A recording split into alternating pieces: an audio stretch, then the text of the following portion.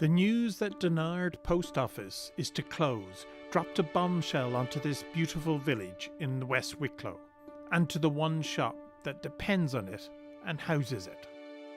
It came as a bit of a shock, because we thought we were doing a fairly steady business with the post office here in Albert. So a bit of a shock to the system for hearing about the closure. If the post office went, the shop went, the economy would lose out big time. It's not just about the post office in itself, although it's a vital service in the area. It's the effect that has on the community, and you just lose an awful lot of life then from the centre of the village. It might be the start of the end, I'd say. Village closures over there, Stratford, the same thing happened. Post office closed, then the garage closed, and the pub was only open two nights a week, So it'll be the same crack here, I'd say. I think it's a shame, because I think it'll kill the village. It's a community that is much admired by a lot of people from outside. I'm going out to say that they're never to get my pension now. What do? Walk. Once in a blue moon you might get a neighbour, but you certainly won't get a neighbour every single day or every single week, because you couldn't be asking. I don't know if there's a taxi even in Dunlavin to hire. I know when people are making these decisions, it's about numbers, it's about money, but for us it's about people. And when you're dealing with semi-state bodies, you're dealing with, there's a mandate there to serve people. I should subsidise it. There's other parts of the government bodies that aren't making money to keep them there. Are they? It keeps the village alive, For fellas like myself to live a couple of miles away out in the countryside, it's gonna be sending us a long way away to get paid. Look at this morning, I got an hour lift, otherwise I would have been walking 5 miles. What makes this decision more puzzling is this quote from the Wicklow Development Plan for Donard from 2016 to 2020.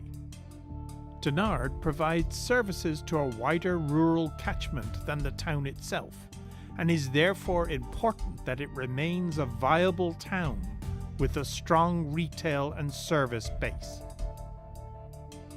That seems a strange statement when closing off the post office will achieve precisely the opposite effect.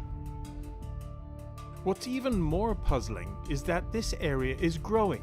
The local school has had to expand to educate more children. So surely Donard needs more services, not the destruction of the only one it has. My son is trying to come on from my Abbey at the moment. The school is expanding like bloody hell. They're building another room onto the school. The creche is not big enough. There's a creche down there. Kids come from all over. There's definitely more smart children here now than there were years ago, which means going to be more adults. Now, who in the name of the Lord God would a family want to buy one of those houses here when no post office, no shop? Good Lord, if you had money in your pocket to buy a thing, you certainly wouldn't think of coming to Donard if those facilities aren't there. We just have to make as much noise as we can and try and create as much publicity around it and get as much support, because it's not just us. I mean, other communities in Mayo and Donegal are being really badly affected as well. So I'm originally from Leitrim myself. I've seen what happens when the infrastructure is hit badly. The Donard population is being called together to sign a petition and raise awareness for both the residents and to put all politicians on notice around the country who are facing an election probably in a year's time, that countrywide these local groups who are suffering the same crude cutting of bureaucracy will remember this decision when the votes are being sought. It just breaks my heart. End of story.